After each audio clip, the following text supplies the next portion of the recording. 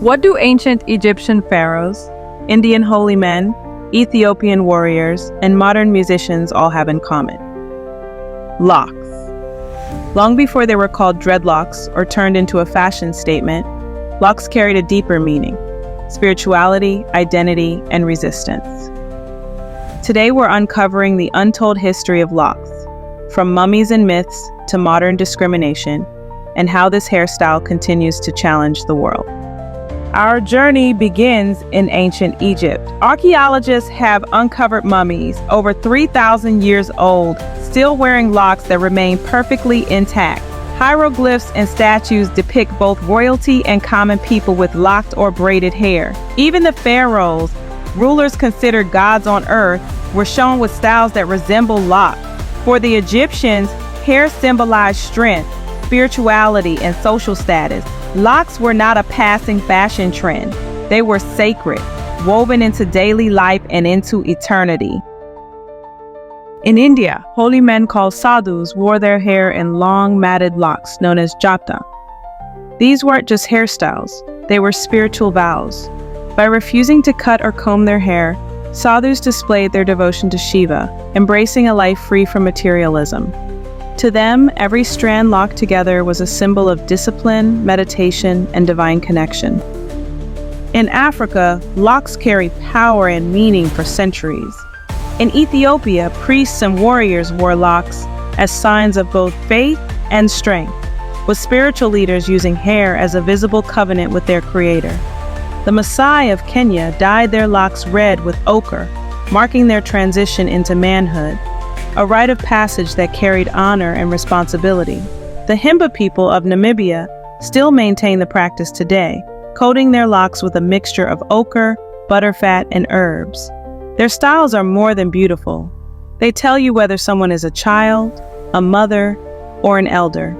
Across tribes, locks weren't simply about looks. They carried the weight of heritage, belonging, and pride. Even in ancient Greece, pottery and sculpture show warriors and athletes with braided or lock-like styles. While not identical to African or Indian locks, these depictions prove that across the Mediterranean, people embraced hairstyles that carried strength, identity, and symbolism. One of the most debated claims is whether Vikings wore locks.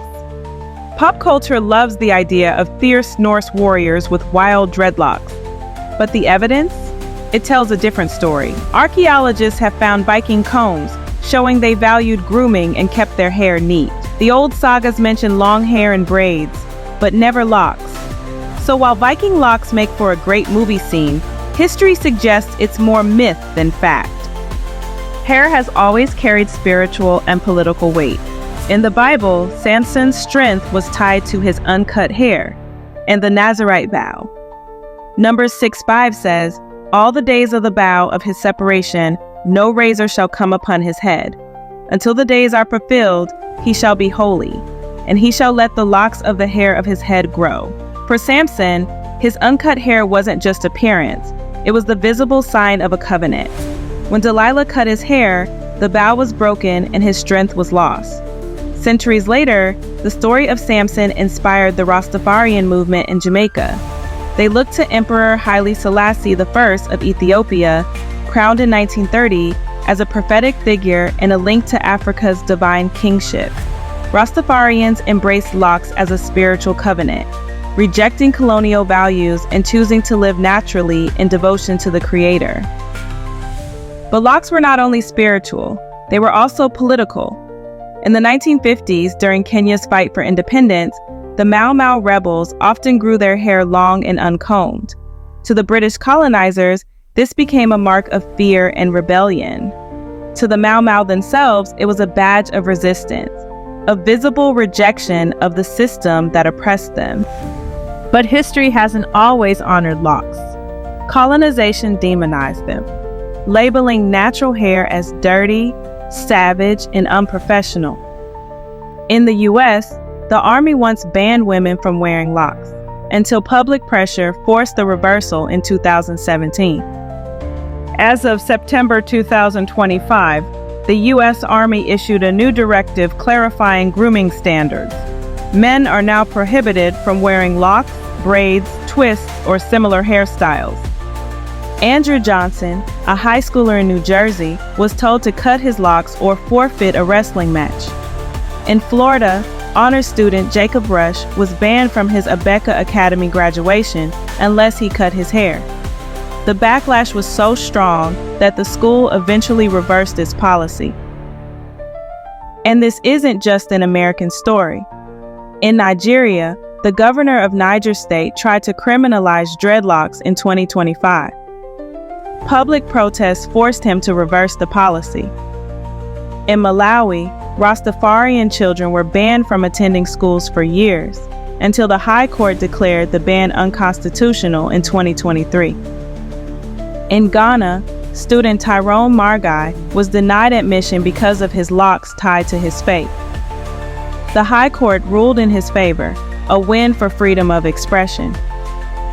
In Jamaica, a school's no dreadlocks rule was overturned by the Court of Appeal in 2024, after judges declared it a violation of constitutional rights. Even in the UK, Black students have been excluded from classrooms over locks and braids, prompting equality watchdogs to warn that such bans are illegal. From Africa to America, from Europe to the Caribbean, the pattern repeats. Locks policed, punished, and banned, yet always defended by those who wear them. From reggae legend Bob Marley, who helped introduce locks to a global audience in the 1970s, to modern artists, athletes, and professionals proudly wearing their natural crowns, locks have become symbols of pride, identity, and freedom. Laws like the Crown Act protect natural hairstyles from discrimination. What was once banned is now embraced, proof that this journey is still unfolding. So when we talk about locks, we're not just talking about hair. We're talking about history, about spirituality, about identity. Locks have survived thousands of years, from the tombs of Egypt to the mountains of India, from the priests of Ethiopia to the warriors of Kenya, from Rastafarians in Jamaica to students and professionals today. They've been celebrated, demonized, banned, and reclaimed. Yet through every era, they endure as a crown of resilience.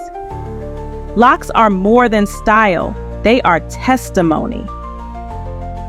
Now I want to hear from you. What do locks mean to you? Are they spiritual, political, a journey of self-love? Drop your story in the comments and let's keep this history alive together. And if you're walking your own lock journey and want products designed to keep your crown healthy, hydrated, and thriving, check out Loclicious, my all-natural hair care line made for locks and natural hair. The link is in the description. The story of locks isn't finished. It's still being written by you, by me, by all of us, one crown at a time. Don't forget to like, comment, share, and subscribe. Until next time, peace and blessings. Loclicious.